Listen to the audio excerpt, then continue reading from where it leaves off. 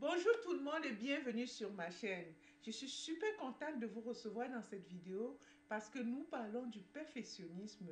Et comme bonus, je vous offre 4 petits outils pour vous aider à rompre avec le perfectionnisme pour de bon. Mais avant d'entrer dans ce vif du sujet, permettez-moi de vous poser cette question. Pourquoi ressentez-vous toujours le besoin de perfectionner? Et d'où provient réellement le perfectionnisme? Parce que très souvent, le perfectionnisme est motivé par la peur de ne pas être assez bien tel que nous sommes.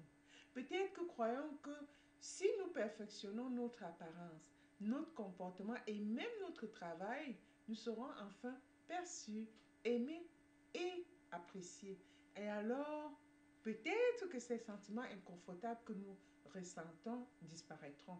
Mais en réalité, le perfectionnisme n'est qu'un mécanisme d'adaptation, un moyen de gérer nos peurs et notre inconfort. Voici les deux grandes ironies du perfectionnisme. Premièrement, nos imperfections, c'est ce qui nous rend aimables. Parce que le perfectionnisme n'apporte ni amour, ni paix et même pas le succès. Au contraire, il nous maintient coincés, anxieux et insatisfaits et même frustrés. Donc, les gens admirent la perfection, mais ils ne l'aiment pas parce que la perfection nous rend inaccessibles aux autres. La véritable connexion provient de l'authenticité. Si ce qui pousse les perfectionnistes est la croyance que nous ne sommes pas aimables tant que nous ne nous sommes pas améliorés, alors le paradoxe c'est que même si nous atteignons la perfection, nous serions admirés mais pas profondément aimés et appréciés. Alors c'est important de se demander si on veut juste être admiré ou alors on veut pouvoir connecter avec les autres, être aimé, socialiser d'une manière qui nous rend de l'harmonie, qui nous fait aussi, qui nous aide à nous épanouir. Donc, le deuxième paradoxe, le deuxième ironie, c'est que les personnes confiantes acceptent leurs défauts. Pensez à une personne confiante que vous les personnes les plus confiantes que vous connaissez autour de vous. Est-ce qu'ils se préoccupent du moindre détail ou est-ce qu'ils se laissent simplement être vus même avec leurs imperfections? La confiance ne provient pas de la perfection. Elle provient du fait d'accepter ses imperfections. Parce que dès que nous cessons de résister contre nos défauts, notre estime de soi augmente et s'améliore naturellement. Et lorsque nous réalisons que nous sommes déjà suffisants tels que nous sommes, la perfection devient inutile parce qu'on n'a plus besoin. C'est pourquoi aujourd'hui dans cette vidéo, je partage 4 étapes d'action pour vous aider à vous libérer du perfectionnisme et vivre avec beaucoup plus de liberté et de légèreté dans votre vie. Donc, les 4 étapes pour surmonter le perfectionnisme. Pour commencer, rappelez-vous que le premier pas vers le changement est toujours la prise de conscience. Mais elle devrait être empreinte de gentillesse et de compassion pour nous-mêmes.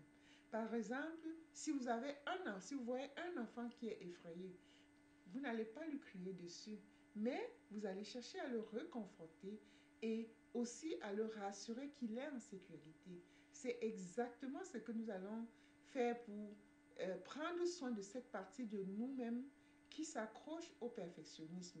Donc, à l'étape 1, c'est la prise de conscience. Il s'agit de remarquer lorsque vous cherchez à perfectionner, d'être attentif aux signes. Quelles pensées vous traversent l'esprit? Comment le perfectionnisme se manifeste-t-il dans votre corps? Parce que tout ce que nous traversons se passe aussi dans notre corps simultanément. C'est ce que les scientifiques appellent la physiologie. Et donc, commencez par identifier vos déclencheurs personnels.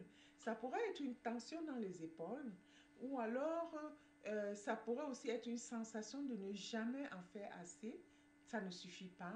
Ou cette petite voix aussi qui peut être en train de parler dans la tête en disant si je corrige juste une petite chose, alors je serai satisfait. Notez ces moments parce que c'est le premier pas pour briser le cycle. Donc l'étape 2, c'est de reconnaître ses émotions avec bienveillance, les accueillir au lieu de résister ou de se juger, reconnaître simplement ce qui se passe en nous, se parler gentiment pour valider ses émotions, ses ressentis-là, se dire oui, je te vois, je sais que tu ressens de l'inconfort ou de la peur et c'est aussi correct, je suis là pour toi. En accueillant ces émotions, vous les validez Et rien qu'en faisant cela, ça peut vous aider à vous sentir beaucoup plus en sécurité et moins anxieux. Donc, ceci nous amène à la troisième étape qui est de se donner la permission de perfectionner sans se juger. Ça peut paraître contre-intuitif, mais autorisez-vous à perfectionner si vous ressentez vraiment le besoin de le faire. Prenez une grande inspiration, posez et dites-vous, d'accord, je sais que tu es mal à l'aise. Si perfectionner t'aide à te sentir mieux, alors vas-y. Ça crée un espace mental pour relâcher la pression au lieu d'essayer de résister ou de tirailler contre le perfectionnisme. Et paradoxalement, quand on cesse de résister, le besoin de perfectionner s'apaise aussi tout naturellement. Et la quatrième et la dernière étape, c'est vraiment de redéfinir la perfection pour soi. Être ouvert à un niveau de perfectionnement beaucoup plus réduit, beaucoup plus allégé et moins contraignant pour soi. Donc, se poser des questions comme ceci, à quel point ceci doit-il vraiment être parfait? Parce que cette tâche, se demander si cette tâche nécessite-t-elle vraiment 100% d'effort ou 80% peuvent suffire. Parce que ça ne sert à rien de faire à perfection une tâche qui ne fait aucune différence dans votre journée. Peut-être que suffisamment bien est déjà suffisant. Lorsque vous faites une pause pour réfléchir, vous réalisez que vous n'avez pas vraiment besoin de perfectionner, puisque vous êtes sorti de l'inconscience, l'impulsion de perfectionner vers la conscience et pouvez donc voir la réalité telle qu'elle est et décider. Parce que prendre du recul vous invite maintenant votre cerveau dans le moment présent et vous pouvez voir la réalité telle qu'elle est. Vous rendre compte que c'est déjà bien assez. Alors, et même si par la suite vous ressentez encore le besoin de le faire, vous allez constater que ce sera avec beaucoup plus de légèreté, beaucoup plus de fluidité, moins de sentiments d'urgence, moins de pression cette fois, car c'est un choix et non une contrainte. Parce que généralement, puisque on a cultivé l'habitude de perfectionner des choses, ça devient maintenant comme une addiction. Ça devient comme une impulsion inconsciente. Parfois, on n'est même pas conscient qu'on est en train de le faire parce que ça vient de l'inconscience. Donc, poser, faire toutes ces étapes-là fait que nous nous détachons de l'impulsion qui vient de très loin, de plus profond de nous-mêmes. Et puis, quand nous rentrons maintenant dans le moment présent et dans la conscience, nous pouvons donc voir les choses telles qu'elles sont et voir que ça, c'est bien assez. Je peux aller faire autre chose maintenant. Donc, si on compare un peu l'excellence versus la perfection, le perfectionnisme est épuisant, mais l'excellence nous inspire. La perfection nous vide de notre énergie, tandis que l'excellence nous élève. Mais en réalité, se libérer du perfectionnisme prend du temps, comme j'ai dit, parce que c'est une habitude. C'est quelque chose qu'on a développé, répété, répété, et c'est devenu quelque chose qu'on engage, des comportements qu'on engage automatiquement parce que c'est déjà rentré dans l'inconscient sur pilote automatique. Donc, ça ne va pas changer du jour au lendemain, mais chaque fois qu'on pratique ces quatre étapes, on commencera à comprendre que rien de grave n'arrive quand tout n'est pas parfait. Et peu à peu, le besoin de perfection perdra son emprise sur nous. Donc, en conclusion, lâcher prise sur le perfectionnisme ne signifie pas baisser ses standards. Ça signifie juste se libérer de la pression constante de ne jamais se sentir assez bien, parce que le parcours pour surmonter le perfectionnisme ne consiste pas à forcer le changement ou à se forcer dans des actions.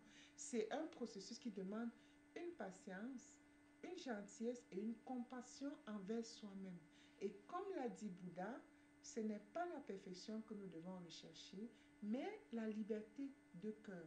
Et en fin de compte, notre véritable objectif n'est pas d'être parfait, mais vraiment d'être libre. Pour finir dans cette vidéo, si ces informations vous ont aidé, pensez à supporter ma chaîne en vous abonnant si ce n'est déjà fait pour plus de contenu comme ceci.